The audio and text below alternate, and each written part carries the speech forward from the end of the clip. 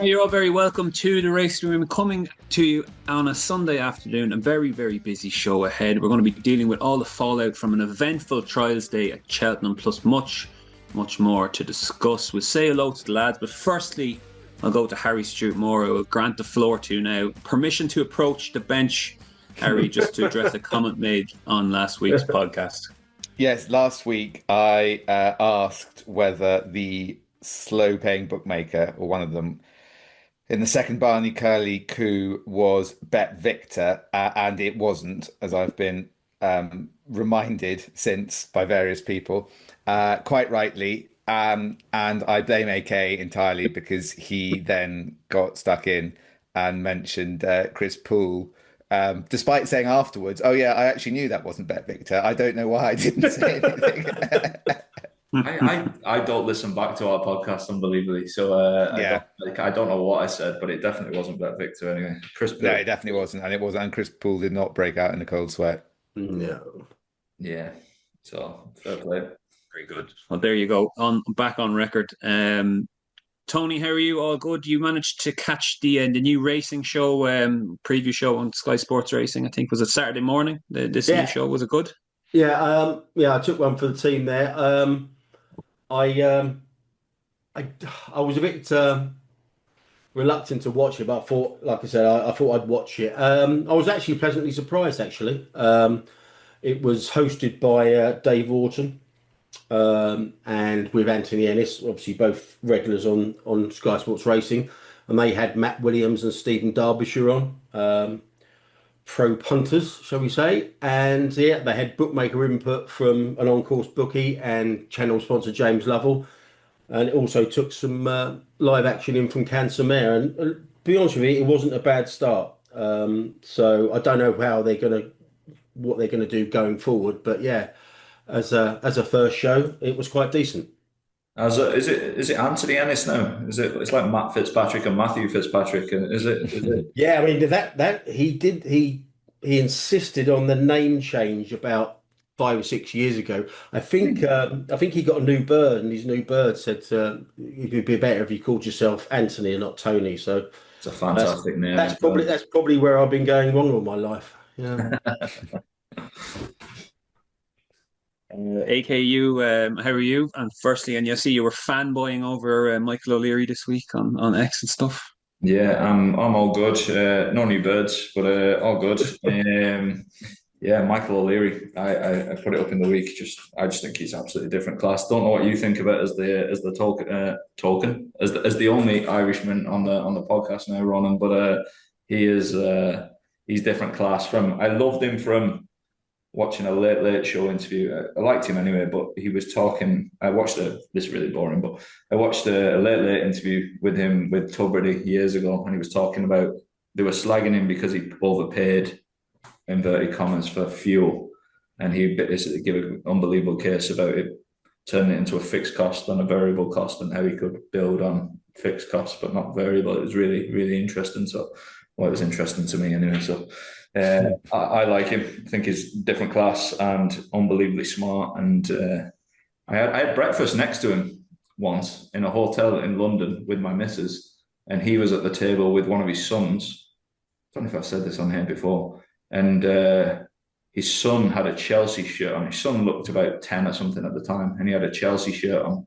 And Chelsea were playing Southampton that day, so they were obviously going to the match. And I overheard this. I was obviously trying to earwig a small bit now, and I overheard the son saying to Michael O'Leary, "We've got to beat Southampton today. Their best player is Ricky Lambert, and he's rubbish." And as a Rochdale fan, I almost jumped in and went, "Ricky Lambert's fucking class, pal." But yeah, so I bottled it and didn't say anything. I saw that press conference. He's probably the only person who can get away with saying retarded twats about it was quite extraordinary. He said, all my children, you better get to the back of the queue, Elon Musk, because all my children think I'm a retarded twat as well. I'm thinking, really? It's quite, in this day and age, it's quite refreshing to have someone so un-PC. But yeah, it was amusing. He's the PR maestro. Tony, kick on with the on the track review, and then we'll get the topic started. Yeah, deal with this very quickly because, like I said, we're very heavy on topics. Didn't look to be the case early in the week. Start off with Tiestes Day. Bit of a photo finish conundrum here. I mean, the winner now is the hour.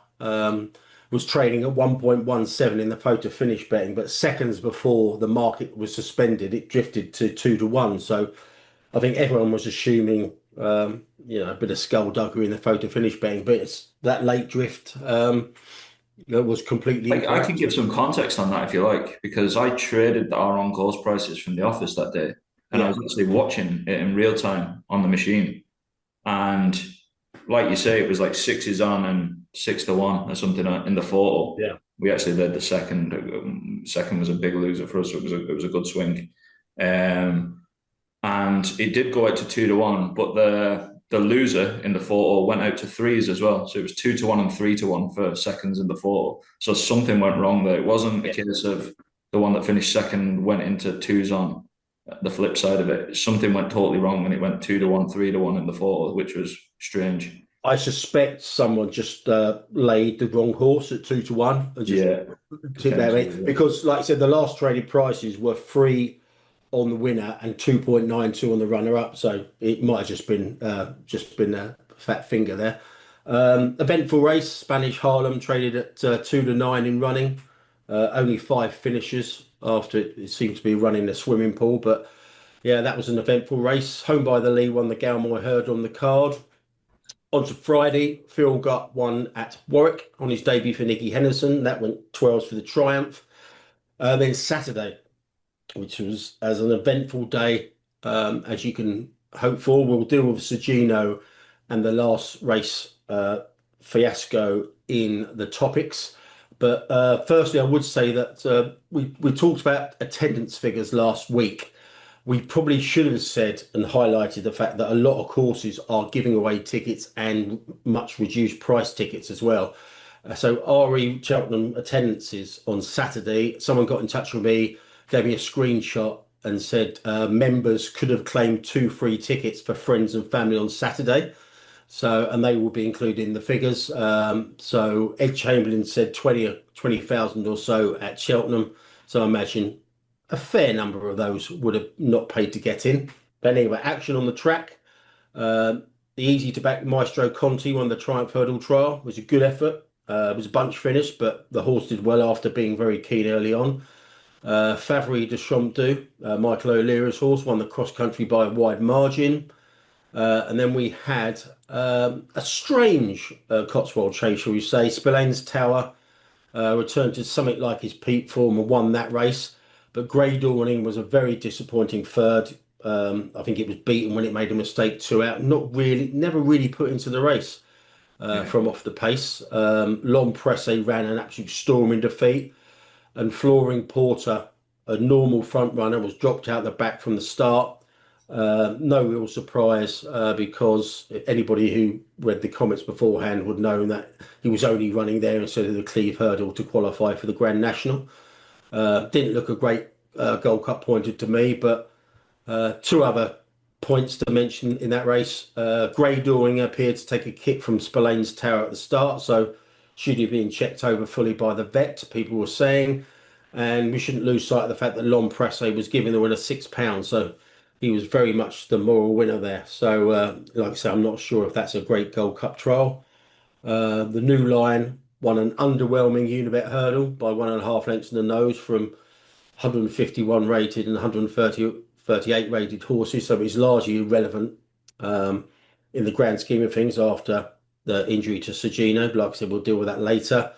The Progressives and Wellback Marchantou on the Cleve Hurdle in great style, and that's now 6s to 8s for the Stairs Hurdle. That's a real contender after that performance. And Cryptic Jim won the Turner's Trial at the end of the day, apparently. But we are going to give that a good dissection very shortly. And over at Doncaster, form horse The Devil You Know won the River Don. Feet of a Dancer won the Grade 2 Mares Hurdle, completing a double for Paul Nolan. And Dartmoor Pirate won the Great Yorkshire Chase. So that was the action on the track. over to the topics, Ronan.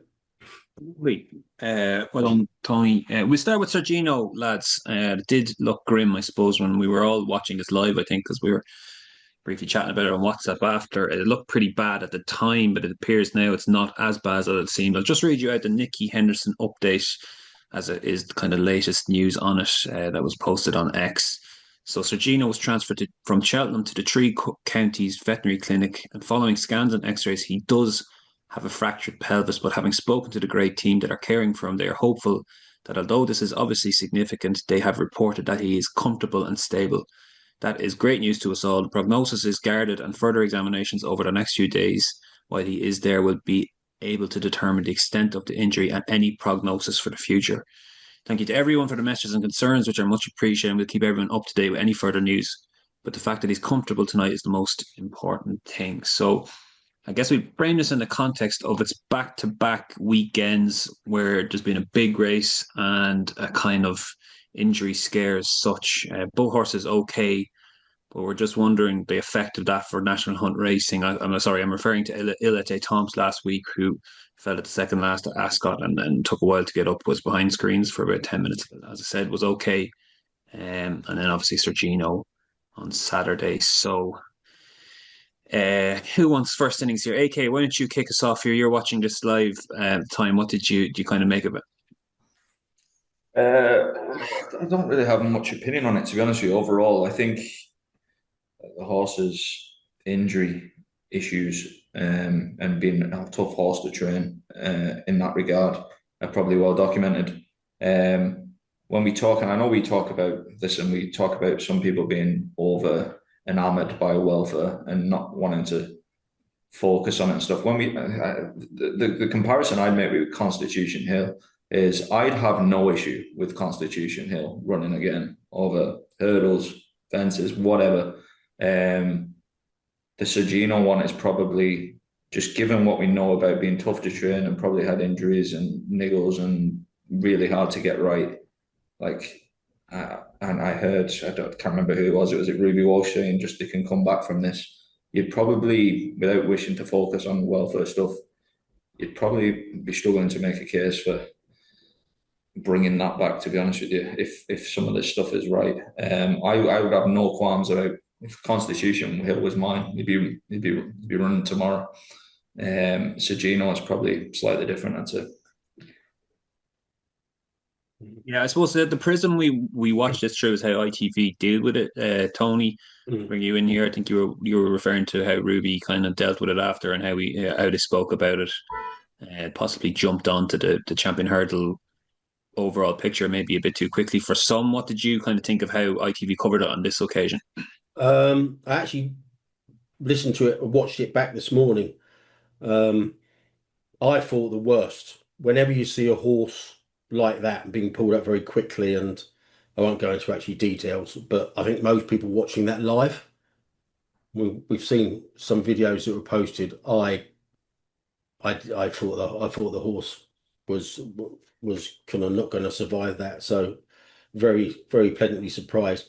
I thought Richard Hoyles did a brilliant job in commentary, literally just downplayed the race from that moment onwards.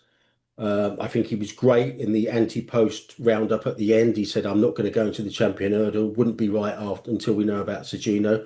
I thought it was exemplary the way Richard Hoyles dealt with it, and I dropped him a note to that effect this morning. I think everyone at ITV thought the horse was going to be put down after that.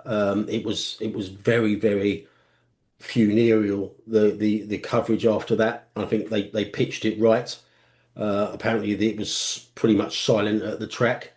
So it was brilliant news that the horse, is being cared for now, even with a fractured pelvis. So I think they played it right. Ruby is more kind of like Irish old school. Injuries happen, deaths happen. That was pretty much in stark contrast to the way Richard Hoyles dealt with it. So I think on the whole, it's a very difficult situation, and I think they dealt with it pretty well. Well, one of the things I noticed was, and I don't get it from my point of view, it doesn't offend me in any way, is somebody put, for watching the race back, I think there was very quickly a couple of videos popped up on Twitter of the horse and obviously fracturing its pelvis or whatever, and then coming to a standstill. I suppose I don't get it. I can see why, but like it just doesn't infuriate me when people put the video up. To be honest with you, when I used to be doing form, I think we've discussed this before. When I used to do form, if a horse falls and whatever dies, I still want to see. I still want to see from a form perspective. I still want to analyze the other horses in the race for future. Like they cut out the videos online and stuff like that, and I don't know, bar a horse rolling around without its head on its body. Like I just don't see. It just doesn't offend me, I suppose. But like I said, we've mentioned this before. I mean, I'll be in that camp as well, but other people are obviously more sensitive. But if I can watch Channel 4 News in Gaza and I can watch Alex Crawford on Sky with unimaginable horrors, with kind of like dead children and dead bodies around, I'm not going to get offended by that. But I appreciate some people do. Indeed. We might leave that there and just move on to the next topic from yesterday. I suppose with Cheltenham was the last race. Harry, I'll bring you in here, but I'll just read you out a bit of the facts and stuff. So this was the 4:10 race at Cheltenham. Obviously, descended into a bit of farce because it actually went off at 4:38. And I'll just read you out a few facts that Tony's put together for us here. So after the Cleve hurdle, a hole was found in the track, which a member of ground staff could clearly be seen losing his arm in. You can actually, I think the picture's gone around on the X as well of the guy. A deputation of trainers, BHA, PGA, etc., were out on the track in the gloom, and the decision was finally take the doll off and run the race. Doll off the area and run the race. The race went off just shy of 4:39 p.m. and ended after 4:44 p.m. Taking over 5 minutes to run. There was very close photo finish in near pitch black conditions, and the photo finish print was shown on Racing TV and X. It was blurred out to the extent it was impossible to decipher the horses. Again, that's something you can find on social media widely now if you want to have a look at the actual photo finish. So we do a few questions here, one by one. We kind of want to ask, how did the course know for sure that there was only one hole? Legally, there could have been several ramifications if any injury was suffered. So Harry, can you maybe give us a legal perspective there of was this a ill-advised course of action from Cheltenham in the circumstances, given what they knew? I think it was. I think that if what we were being told was that they had immediately established the cause of the hole, and it's going to be very difficult to continue talking about the hole. I don't know how everyone managed it yesterday because it just starts to sound slightly absurd. But if they were able to establish the cause and say, look, we know what it is, and as a result of which we are reasonably confident that it hasn't happened elsewhere on the track, then that would be one thing. And I think the problem actually was what was said afterwards in the interview with Lydia Hislop, and the suggestion that investigations were ongoing, which of course means that they don't seem to know what the cause was. In circumstances where you don't know what the cause was, I think it was fairly foolhardy to go ahead with that. And I think that it is the wrong way to look at it, to say, well, after the event, nothing went wrong. Therefore, there can't have been a problem. You obviously look at risks before the event occurs, not after it's occurred. And I think that if you don't know what the cause of the hole was, the potentially catastrophic effects of another one emerging in another race would have put a lot of people in a very, very difficult position, including the trainers who wanted it to go ahead, the BHA, and the track itself. And we were reminded on Twitter yesterday, someone's probably got the name of the account, but I don't, of an event, which is quite an important event. Richard Keogh, Harry, just to give him a shout out there. Well done. Quite an important case in the tort sports liability, where three jockeys took the Doncaster Borough Council to court over an incident at the Ledger meeting in 1989. And there was a pile up basically. Put two jockeys down. I think it killed a horse, and the two jockeys, one of whom's career was ended, and the other of whom missed some significant races, took the owners to court. And the judge found in their favour. He said, the truth as I find it is that when the other horses ran over the same ground before and after the horse that was brought down fell, they were quite simply lucky. It just happened that they didn't hit on a bad spot while it was Madraco's the horse that fell, while Madraco did. In other words, it was all a matter of chance as to which horses would be injured. If the bookmakers present on 13th September 1989 had known the full facts, they would have been justified in running a sidebook on a form of Russian roulette, which was to be the unlucky horse and rider. He went on to say that the three claimants had continued did continue, and he said they were the unwilling winners of that form of Russian roulette, but they are now entitled to their winnings in the form of compensation. Now, in that case, the defence of the racecourse was the horse had broken down anyway, and its foot hadn't gone into the hole. But it shows you that the point was that it is for a racetrack to make sure that there are not holes on it when it's putting on horse races. And I just do not see how they could have done that in circumstances where one had emerged in the middle of a meeting. Let's not forget, was it 5 races had taken place over that ground already? So, I mean, how yeah. By that point, it was how many, Tony? Because it's by the time of the last race taking place, seven races. Yeah, so it was an 8-race meeting, right? Okay. Yeah. So, you know, 8 had all. So I think they should have counted their lucky stars that something hadn't happened beforehand and sent everyone home. Myself, and I think that they can't have been thinking about this case, for example. And I think the biggest mistake that they came out was to come out afterwards and say, well, we don't know what caused it, because if it's drainage, for example, Simon Knott, for example, put up that he worked as a labourer at one stage, and he knew that if you have problems with drainage like that, it very often affects, goes down the trench that it's been dug into. What we saw was fairly bonkers. Was a man with his arm disappearing into a racetrack, his whole arm disappearing into a racetrack, while other men sort of stood around him and he pulled out sort of clods of earth. I think that if something had happened, we would be having a very, very different a conversation about this. I do appreciate that it is difficult, particularly, and the Gino thing probably didn't, I think I have a question on it, did probably knock everyone's confidence a bit and have everyone spinning a bit on the day. But the darkness issue of it doesn't particularly bother me as much, although I think from a betting angle, it's pretty crazy not to be able to see a close photo finish. But I think when you don't know, and just sticking a barrier around it, like a sort of slippage in a supermarket, like a spillage in a supermarket aisle, is just nuts. Yeah, my own opinion on it was, I thought it was probably quite a congested field, the most brain dead decision in British racing that I've ever seen in my life.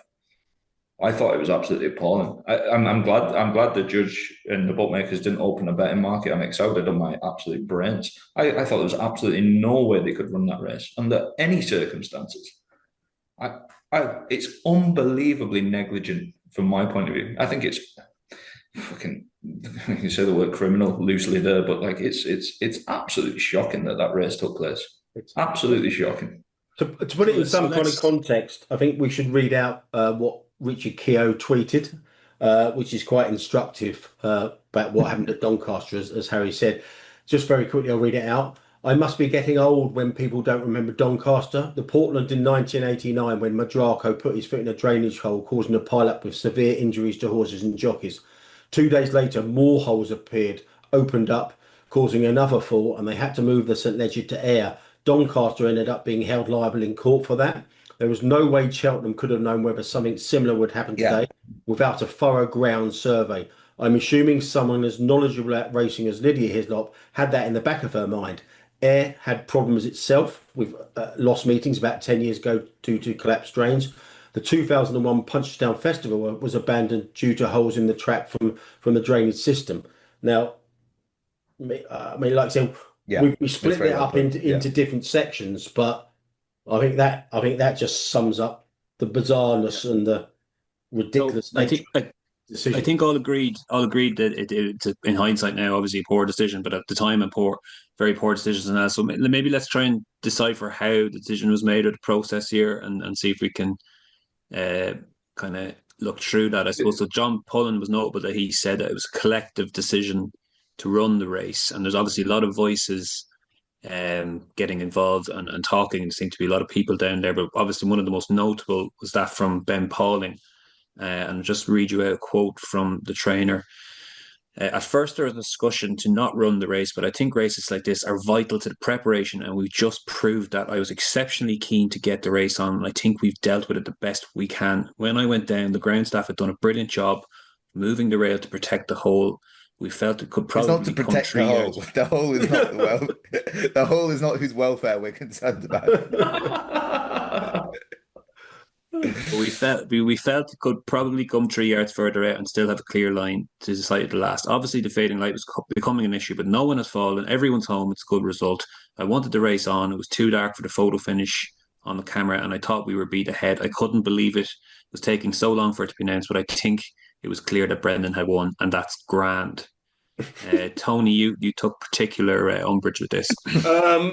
I should say Ash Simmons' journalism account, he actually posted that. So if it's not accurate, then blame Ash. But we're just taking that at face value. If Ben Pauling really said that with a straight face, then he needs to have a look at himself, doesn't he? I mean, that is one of the most bizarre synopsis of that situation that I can think of. I mean, regardless of you ignoring all the safety concerns and etc. I imagine Ben Pauling and his owners would have been the first person, to ring up their solicitor had something happened to his horse in that situation. And I mean, the photo finish. I don't know if I've split it down into the photo finish ramifications as well. I mean, if he's saying, "Oh, I'm quite happy that we were beating," I mean, he doesn't know. I mean, how many times have you got a head bob? I mean, you could not make out anything on the photo finish. I mean, I don't know whether the stewards have got Well, that's another they thing. got access to a clearer picture. But listening to the John Pullen situation, the interview with Lydia Hislop, and the people on course, I mean, it's just. I mean, I just don't know why you're getting trainers down there to take part in the decision-making process at all. I mean, it is surely specialist work knowing whether but what the I just track said and the there, ground Harry, I is mean, safe. Yeah. if something happens to, one of the trainers in deputations, horses, I mean, they're going to go after the BHA because the BHA and the Jockey Club racecourses, they must be liable for any legal action will be directed towards them. Yeah, I think it would be, and I think they would raise arguments as to sort of contributory negligence if a trainer had come along and said, "I'm happy for my horse to ride," but I think the trainer would be saying, "Well, Frank, it's slightly bizarrely saying, well, you shouldn't have listened to me. I'm not an expert in these. I was just giving you my opinion. I'm not an expert in the way that turf is kept." From the comments I read and heard with the chap, sorry, I forget his name, the chap that got butchered by Lydia Hislop. John Pullen, He was of the opinion, like, look, she was asked, I think she asked him whether the BHA could have stepped in there and just said no, and it seemed to be his decision. There seemed to He be said it was a no. collective. He said it was. I Well, think he said it a was, but collective he was decision. he was summarizing opinions and then and then making a decision himself. It didn't seem like anybody at the BHA could have gone, "What are you doing here?" Like from my point of view, it seems like they ran the race too late anyway, from a rule perspective with the sunset, which has obviously had that knock-on effect. I think fair play to him for coming out and speaking, but Yes. logically, I think given that what he was saying is we don't know what caused it. I think that it was perhaps somewhat foolhardy. There's just an absolute, I genuinely think that this could have been the biggest story ever, in those circumstances. The other thing I'm not it's not a case of some people going, "Oh, everyone's getting soft, bloody, you can run these races." It's the unknown, people not understanding tail risk. It's probably a bit of a good bit of luck that there was no incident prior to it being Well, discovered. yeah, it goes back to that Russian roulette point made by the judge in the Yeah. other case, But what I'm not quite sure about, do we know how the hole was discovered? The hole was discovered. No, well, Yeah, I don't know presumably that someone either. just spotted a The hole. Someone sent well them in the middle of the SOS track. from the fucking Yeah. from hell when he fell down in it. But it just seems to me that the BHA should have took a real kind of like grip of this very quickly. Now, there were some bits of this. I mean, I said later on in the running order, should we cut Cheltenham any slack because it was a fast moving situation and they were dealing with this on the back of Gino. So maybe all of their thoughts were directed to the welfare situation of the star horse. But Eddie They did Freeman, have a trainer pulling out his horses, which was some sign, I would have thought as well, well.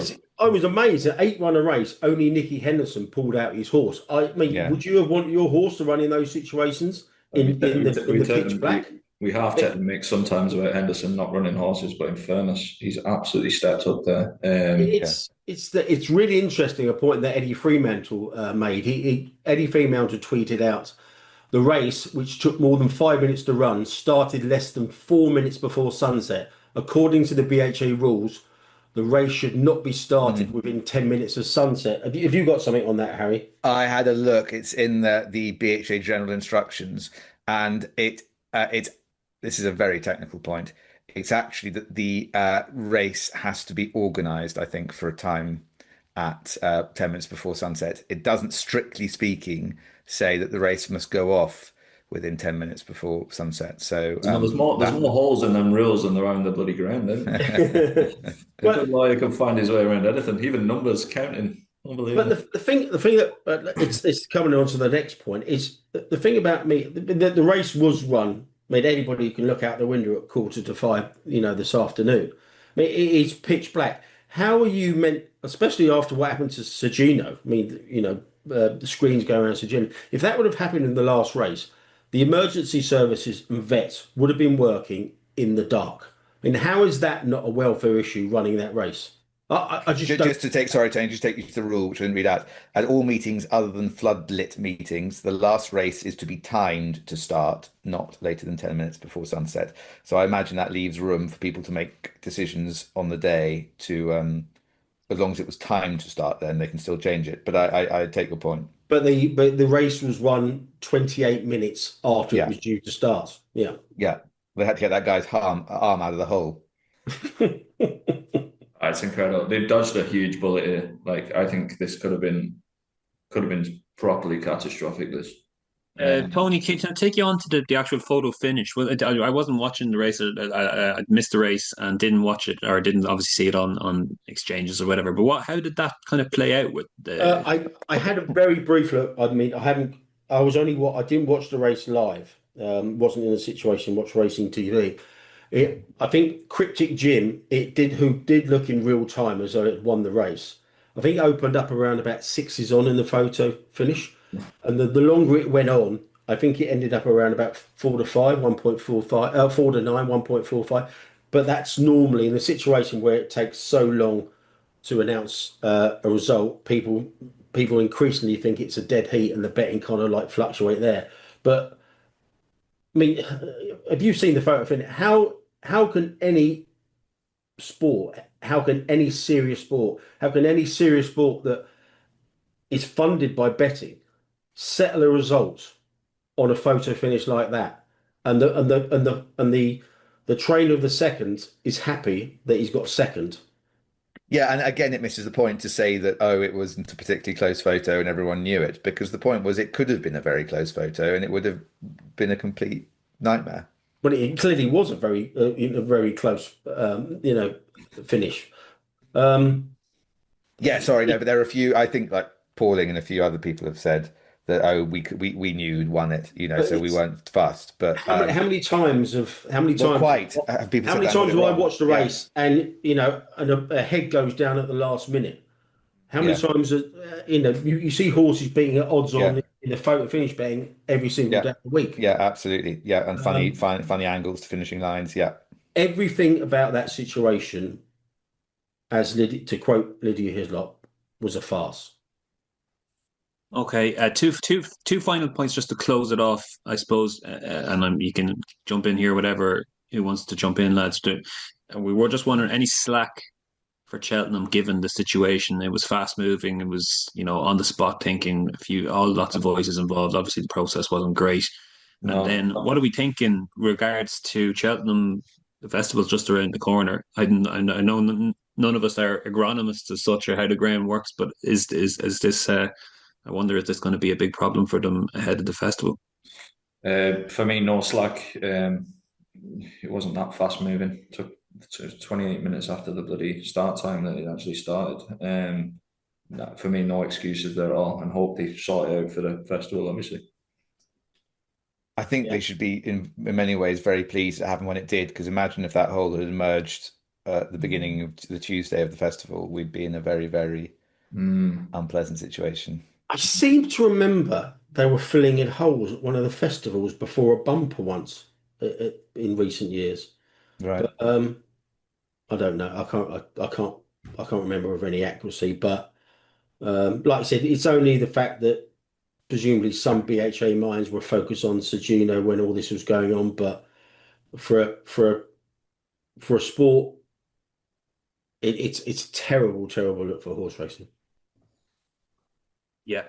We'll leave that there, lads. I think we've done enough on that. I'm sure the story will rumble on a bit in coming weeks as well, so we might come back to it. So let's go to our next topic, which is the Matt Chapman revelations in the Racing Post story published on Friday evening, which I'll just give you the background to now. So Matt Chapman, one of racing's most recognisable broadcasters, saw his company fold with debts of more than £339,000, including owing £178,000 to HMRC.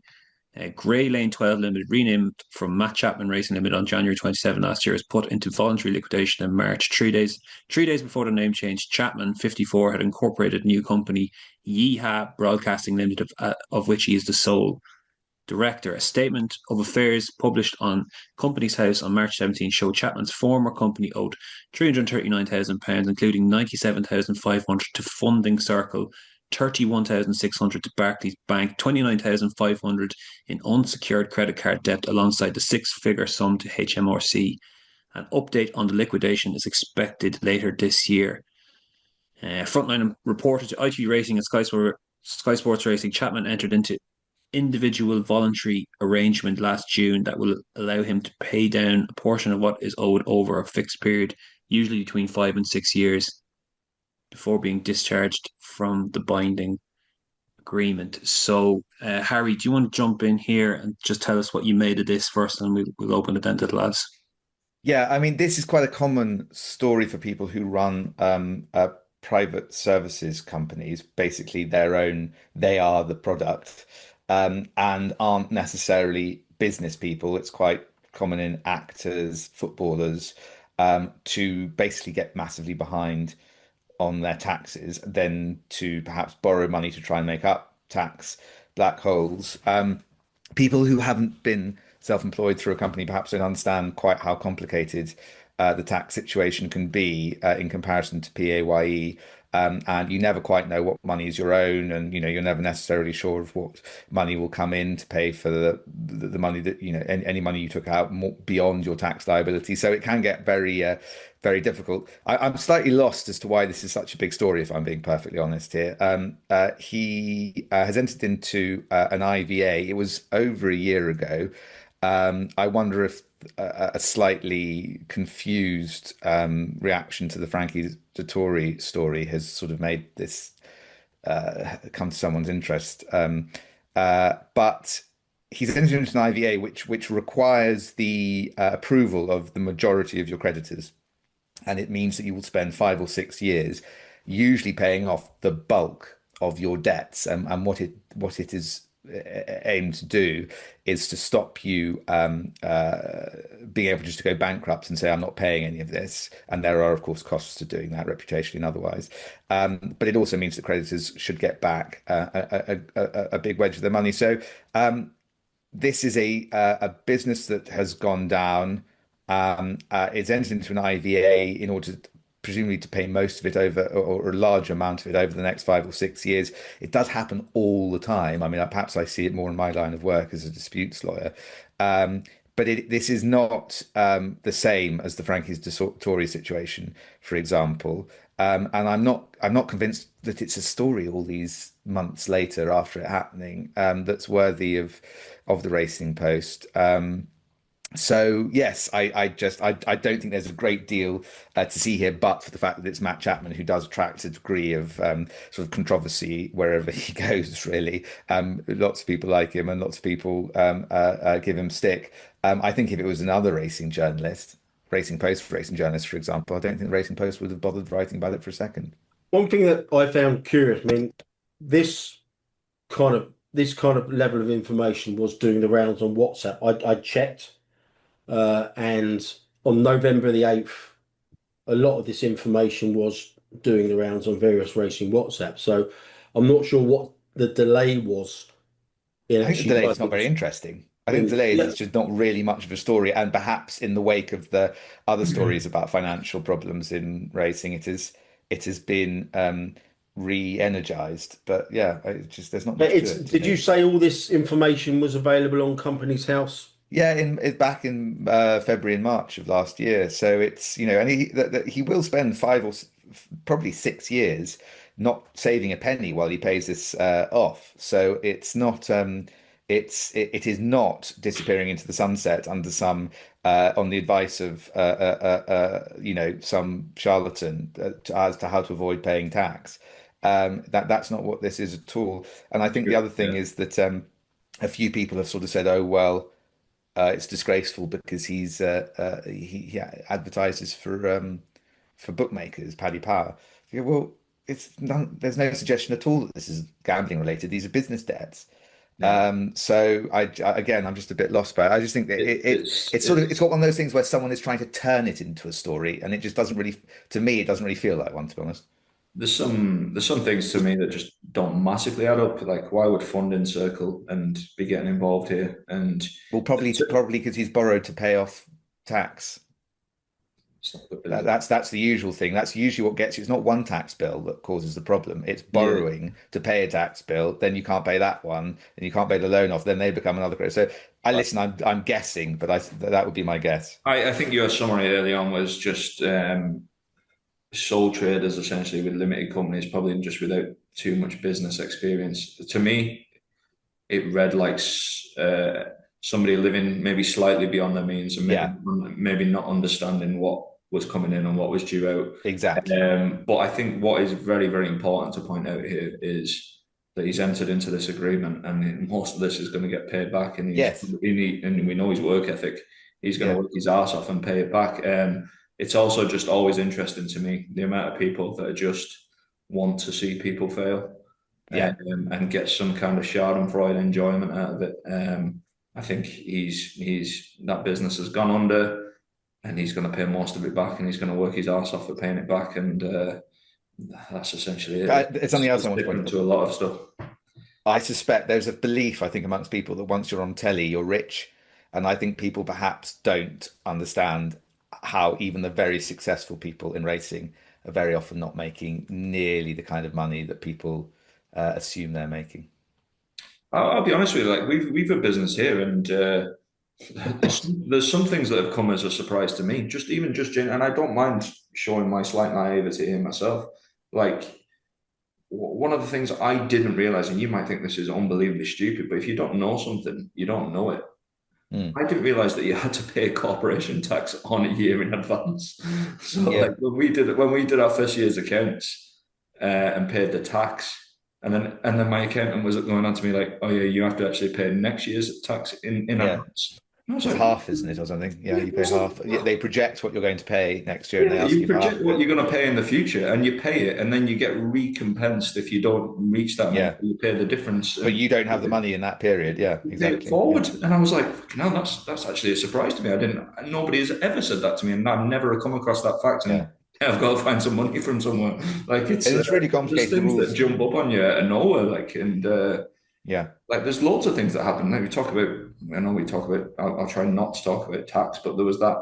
There's the 1.1% gross for online that they brought in from a problem gambling perspective. They backdated that 9 months. We had to Mm. pay that backdated with no visibility of it at all. It's like, Yeah. what? You can't do that to businesses. Like, And depending on how you account for your VAT, you pay VAT the moment you invoice for it, not when you're paid by your customer. There are all exactly. sorts of very unpleasant little rules that Loads that of can little catch you. And things also, if there you that get you your just like, write-offs wrong and they get challenged, it is complex Yeah. stuff. yeah. No, I totally agree. All that stuff is very, very complicated. And then you're paying people for, genuinely, then in the end, you're paying people for advice. You trust in their advice. Like it's an absolute minefield. It really is a minefield, and you can see how Mm, people get caught up in it. I definitely mm, can anyway. And the overriding thing from this is your man's going to work his ass off for 5 or 6 years and pay most of this off, yeah, and there'll be a lesson learned. And that's different from a hell of a lot of people that have problems from a tax perspective. So yeah. Let's go. Um, we'll move along, gents. We're slightly behind the eight ball timing wise, so we'll move on to the next topic here. A Tony Bloom syndicate story that actually appeared in the Times, a piece written by Matt Lawton. I'll just give you the background. So the Times reported a betting account funded by Tony Bloom, the owner of Brighton and Hove Albion, fronted by Nigel Farage's former chief of staff, lost more than 10 million only a month after being set up as emerged. Bloom was entitled to 60% of the winnings on bets he placed using the offshore gambling account in the name of George Cottrell, court documents claim. Within 3 months, there was almost 3 million in profit, with Cottrell entitled to a third share in the deal they agreed in 2022.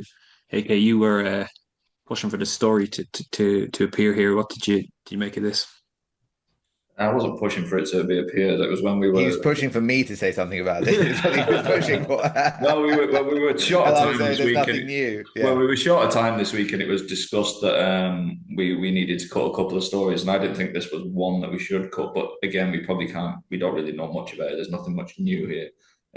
I think it's a story that people are going to be interested in just because of the success of one of the lead figures in it, who I think is as close to God, probably closer to God than Michael O'Leary, in fairness. So I think it's interesting. I think it's delves deep into, or it might do at some stage, about what people do to get bets on and things like that. I mean, that's probably Yeah. a topic for another day, but it's definitely interesting. And I think anyone who's gambled to any degree, there's always back and forwards with people about money, and some people behaving slightly differently than they should, and depending on what side of the fence you consider it on. So I don't know, Harry, you might jump in there. Yeah, I mean, these commission-based arrangements with Wales for offshore bookmakers, which will take bets this big, are ripe for fallings out. Probably because nothing's ever in writing, I would have thought, even at this level. And this all appears to be a dispute about whether Ryan Dudfield should look to George Cottrell, who we think is the account owner, or should look to Star Lizard, who are the people apparently using the accounts for the relevant bets. God knows what the bookmaker thinks about all this, if it's going to get involved, although it seems like it's an offshore bookmaker.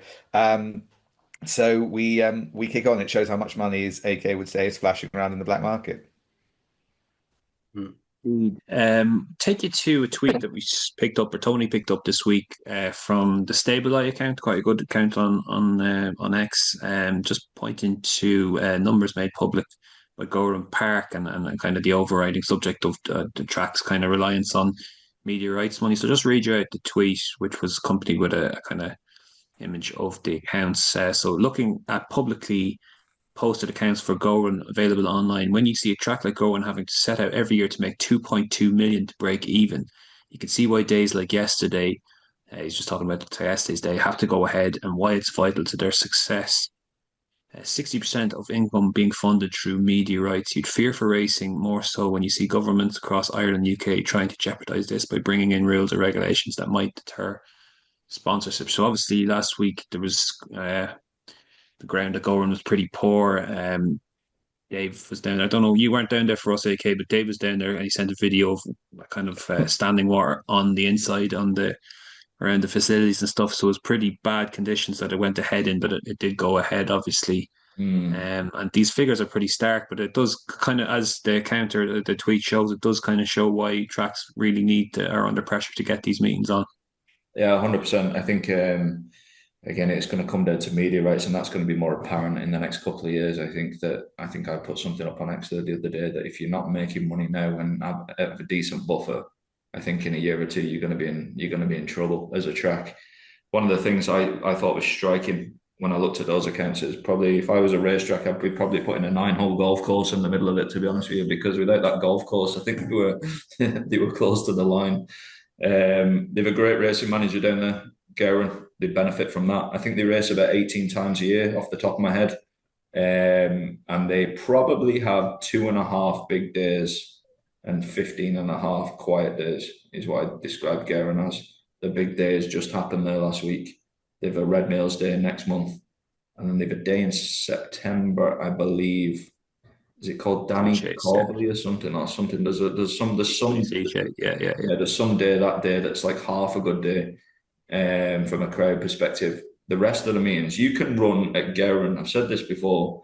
You can run in 25-degree heat on a boiling Wednesday early evening in the summer, and you can have 1 or 2 Group 3s on the card, and it'll be quiet. It'll be pretty quiet there.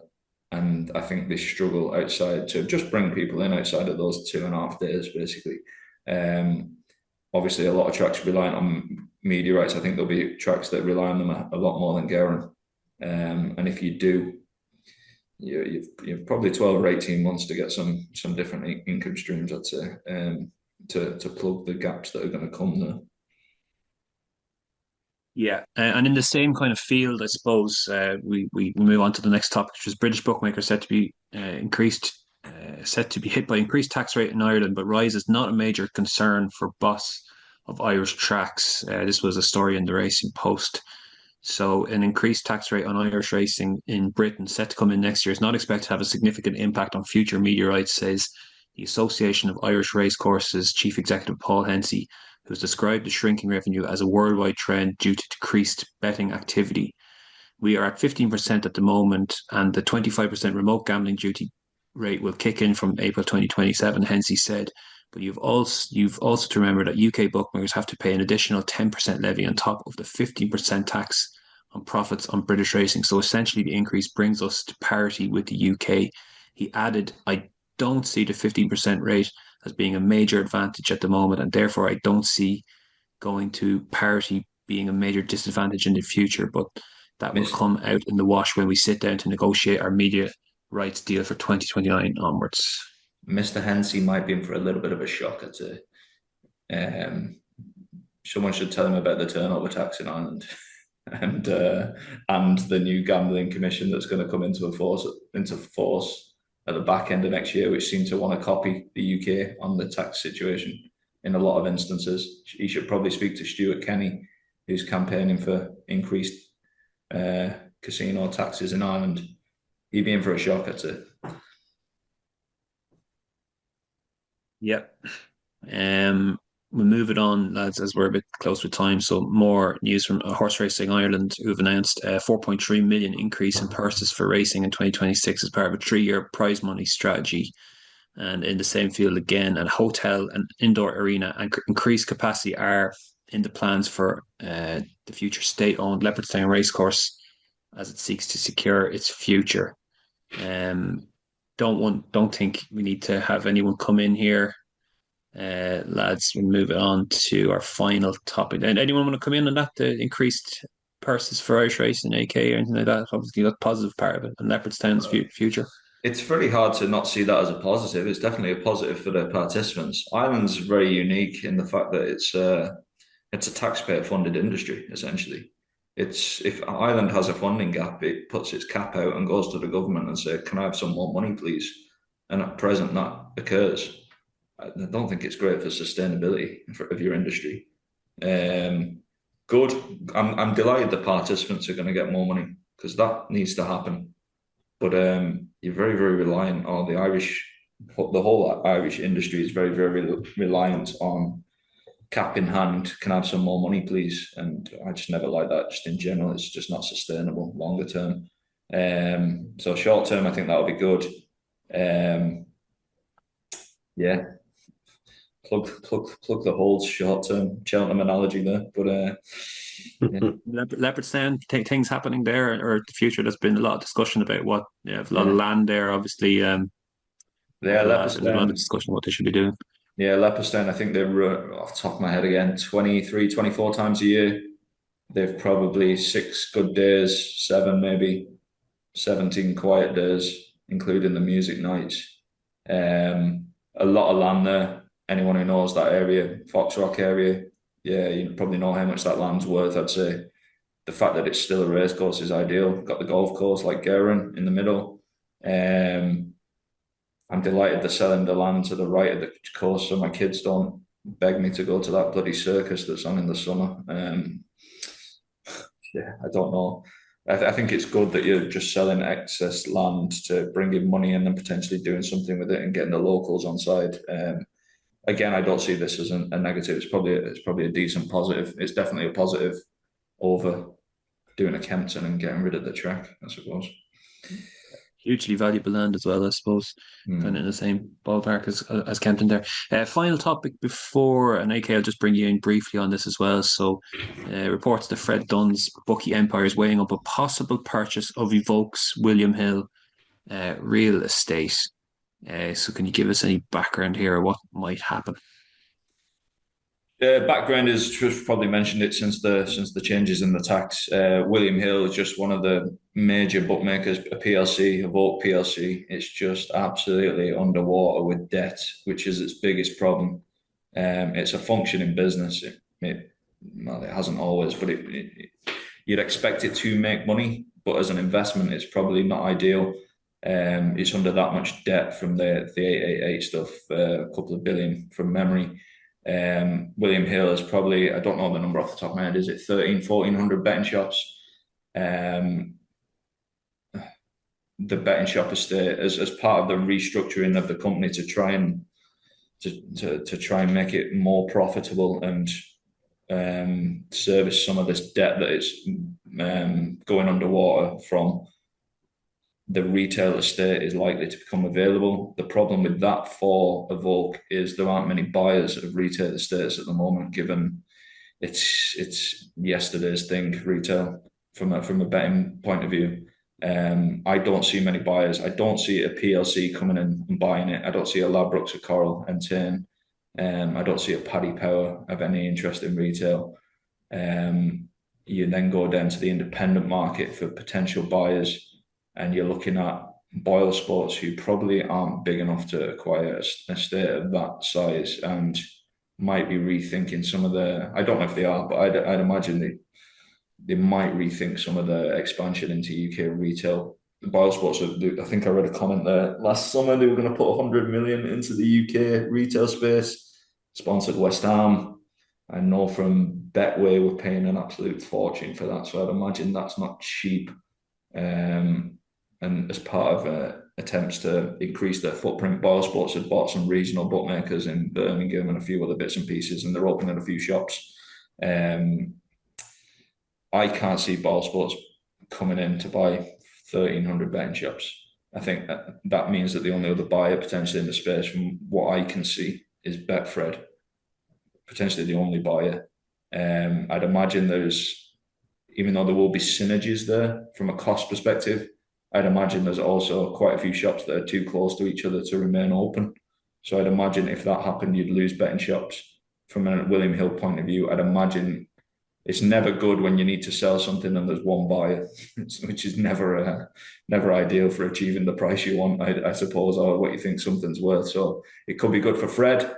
It's probably less good potentially for ARC.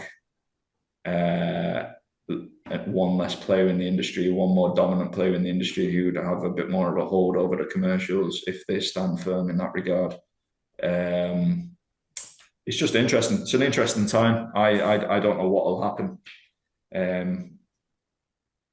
One buyer, I suppose, and they can probably pay what they like for it, I'd say, if it needs to be sold. So within reason. So it's going to be plenty more developments in this space. We know that 35% of money into the industry comes from retail still, which surprised me actually how big that number is. This deal will result in less shops and more reliance on one empire, inverted commas, rather than two, I suppose. It just doesn't bode well, I don't think, for funding of the sport, and not even anywhere close to maintenance of the funding. I think it just goes down. I'd love to be more positive, but I just can't see how it goes up or even stays the same. Okay, we'll see how that develops. Lads, we'll go quick fire questions. Start with the Cheltenham related questions. I'll give the first one to you, Harry. You can be as brief as you need to be, as we have kind of discussed this already. But Ed Johnson's asking, why do stakeholders in racing shape decisions so greatly that should be down to the administrators alone, aka the last race at Cheltenham? Don't see it in any other sport. I'm not sure you don't see it in another sport. I think in football, when they're going to take off a match, you do see everyone marching around the pitch and squelching their shoes into it. I'm not sure that's quite right. I think you should listen. Cup of Nations and all that. Yeah, I think you should listen. Exactly. You should listen to people who have a view and who it impacts. But I don't like the idea that this was a collective decision. You've got to have someone who sits above it and who is impartial and disinterested. And so, yeah, I broadly agree with the premise of the question, I think. Sure. John Malloy is asking, why didn't they dial the hole off 15/20 minutes earlier? Why the need for trainers and jockeys to inspect the scene, delaying the race more? And why was Hendo allowed to withdraw his horse without penalty, Tony? Yeah, I think we dealt with that earlier as well. I think we touched upon the Henderson was the only trainer to withdraw his horse. I'm very, very surprised that he was the only trainer that did that, because obviously I think there are obvious welfare considerations.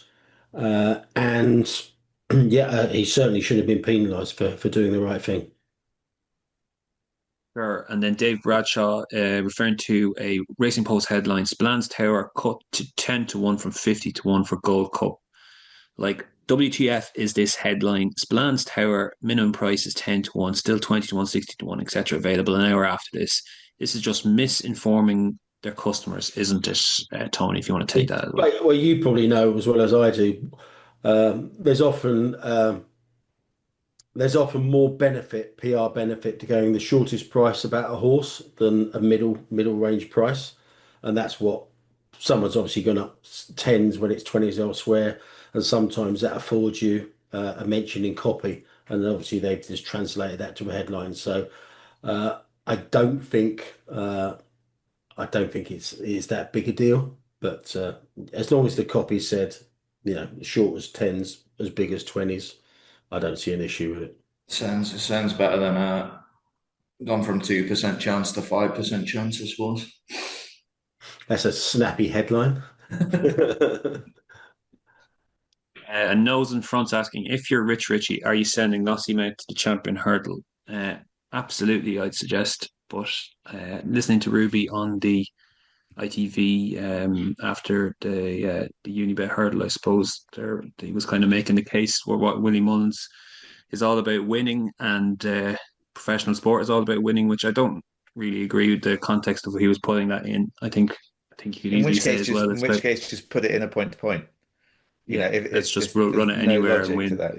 It's like Cheltenham's broken. I think if we I know some people might balk at this Mayor's Hurdle debate, and it goes on every year, and I hate getting into it myself. But Cheltenham is broken and just broken for probably many reasons. But it's broken if this is a thing that you just want to win a race at Cheltenham instead of going for the biggest race you can. Like why not win the Champions League or go for the Europa League instead? What will eventually happen is that the cachet of winning at Cheltenham will disappear.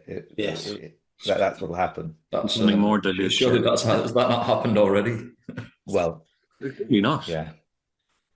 Egg and spoon races. I think the problem is exactly. I think he probably hasn't, because that's why he's doing it. That's why they're doing it. But eventually people will start saying, "Oh, but it's not a proper Cheltenham race." That kind of thing. But it's completely right that the people criticise this, and I actually find it embarrassing that likes of Mullins and Rich Ritchie, who've won this race numerous times together, still think this is an avenue worth exploring, and then it's backed up.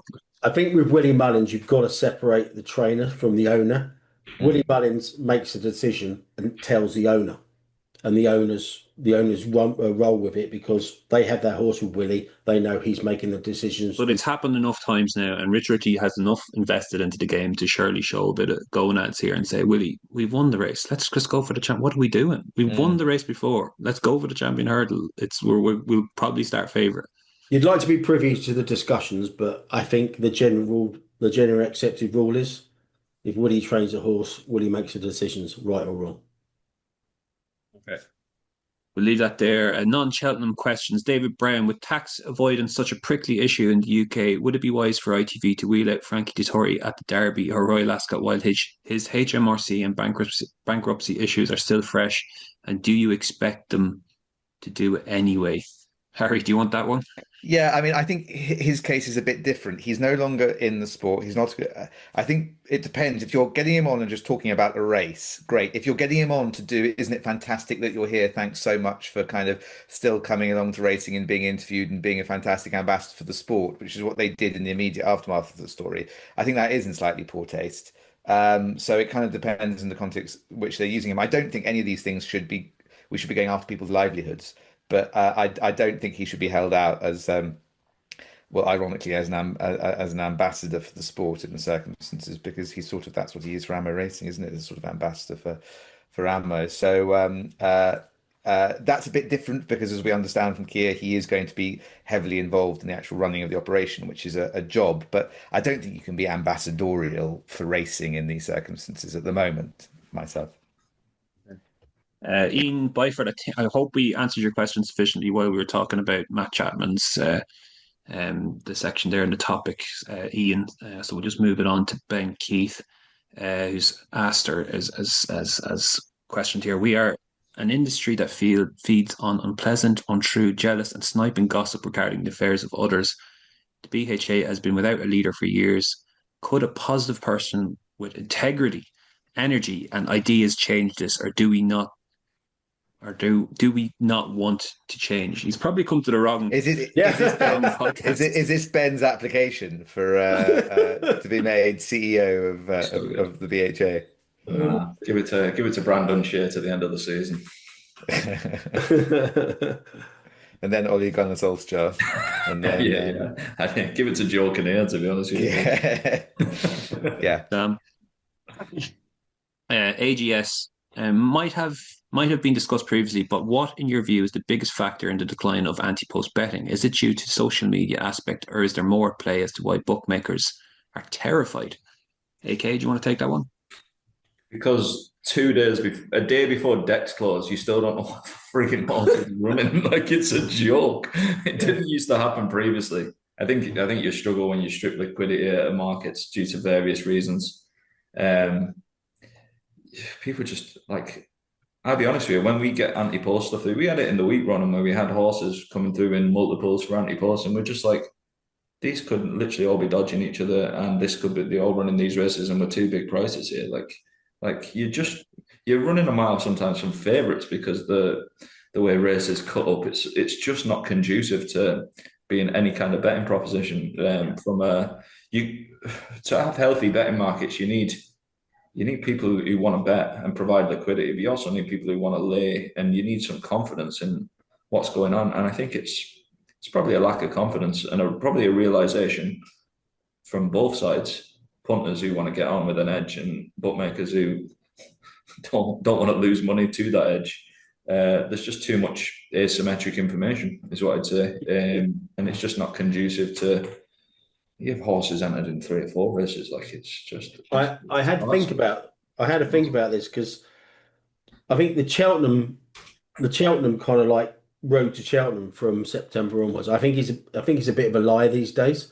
I don't think Cheltenham Festival betting, anti-post betting, is that big for the reasons that AK explained, and also people don't want to tie up funds in this day and age when you've got, your affordability checks, when you kind of like people don't want to kind of like tie up liquidity, when you need kind of like active money from day to day. You don't want to tie up any money for a race 6 months hence.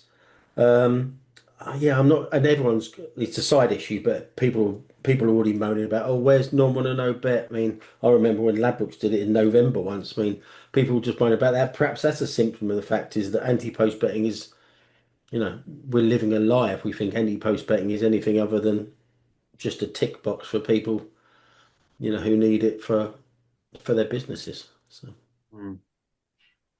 Dave is asking, is it now long overdue game over for many bookmakers affiliates if they can't manage their financial affairs and publicly promoting irresponsible gambling? An impossible task for the regulators and social media platforms, I guess. AK, do you want to take that one? Affiliates you can probably group into two buckets, I'd say. There's the established affiliates that are very compliant with everything they do and big companies and terrified. And then you've probably got a mix of shysters and then individuals that try and do it right as well. There's probably very little. It's all the regulation is actually on the bookmaker. If the bookmaker is using affiliates that are being not compliant with the laws and regulations in place, it falls down on the bookmaker, to be honest with you, which, as we know, isn't too big a problem with most of the affiliates I see these days promoting black market websites. So it's just the industry, just the crazy times we're in, I suppose. Most affiliates, from what I've seen, are very, very compliant, and from an RG perspective, and anyone we use is as well, because they have to be. A question from Phil Shutt. Not a loaded question, but given what you know, would the lads have been as sympathetic about the Alice Haynes situation when initially covered? £500,000 in debt being lauded for having a go, but do those sums not show irresponsibility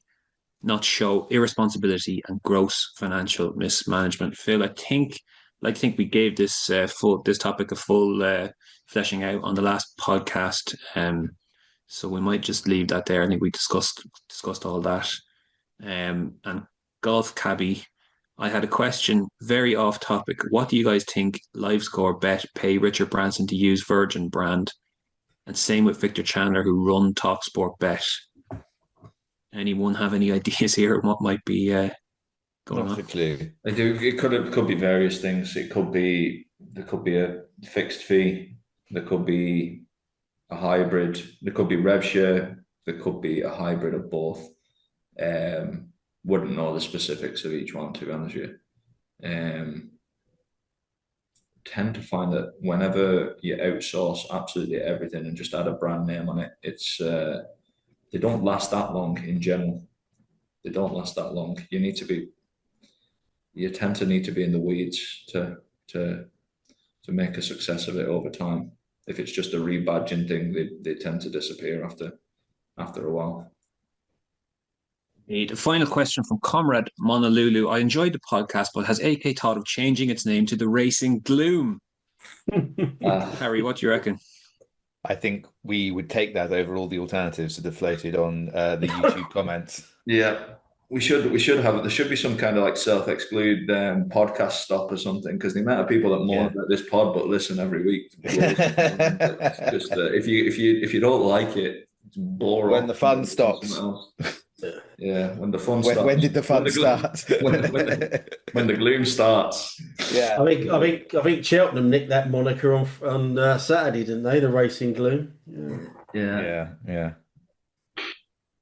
Okay, very good. We'll leave it there, lads, for another weekend. All that's left to say is that if you haven't a bet this week, do check out the AK Bets Big Prices tabs. Chock full of all the biggest sporting events. We obviously look ahead next week as well to Dublin Racing Festival. AK, you might set the scene for us there. Obviously, a lot happening on course for us at the 2-day meeting next weekend. Yeah, plenty going on next week. Dublin Racing Festival, Saturday the 31st of Jan, Sunday the 1st of Feb. Massive crowds. I'd guess 20-25% British. People say I'm not positive enough. This is the best 2 days racing, atmosphere-wise, in Ireland. It's my favourite 2 days. Better than Punchestown. It's better than Galway. It's better than absolutely everything. This is the best 2 days on course. It's unbelievable. We'll have 2 pitches in the ring. Number 1 on the front line, number 22 where the gap is in the stand. We'll have a box, 20 people in the box for both days. The great and good of horse racing. Simon not recording it all for us in the betting ring, doing a few interviews, some professional gamblers up in the box, various people with who've helped us out, I suppose, from a law point of view, and solicitors, accountants, racing people. I think Stephen Derbyshire Racing on Course is coming over. Harry Finley might be coming over. Plenty going on, and some big names in the box, and yeah, I'm looking forward to it. I think we'll be out in Dublin on the Saturday night as well, and having a good time. I hope you're supplying your staff with wetsuits and snorkels. Have you? It's already heavy there, and there's about. I had a look this morning. Actually, there's about 70 mil worth of rain this week before Saturday. Another 700 mil to start heavy at Leopardstown. It's the best drainage system anywhere in the world. Like I said, if Gowran can go ahead, I mean, yeah, I think there'd have to be an act of God for that not to take place, wouldn't there? Yeah, I hope so as well, because it's unbelievable. It's genuinely unbelievable. I looked at the 10-day forecast 11 days ago, so I was got up to the Friday. I haven't checked it recently, and it was lashing it down every day up until. So I don't know what it's like at the weekend, but it's it's genuinely unbelievable. It's the best 2 days racing in Ireland from an. I think there's going to be big cards as well. The Six Nations thing, it's not clashing with this year. And I actually know a group of lads that are coming over. They're messaging me this week saying they're coming over, but they didn't go last year. They had been 5 years previous. They didn't go last year because the prices in Dublin of accommodation was just insane, clashing with the Six Nations match. So I think you could get a big influx over from Britain. So we look forward to that, lads. Also left to say thanks to the lads for their contributions. Thanks to you for your questions. Thanks to you for listening also, and we will chat to you again next week. Cheers.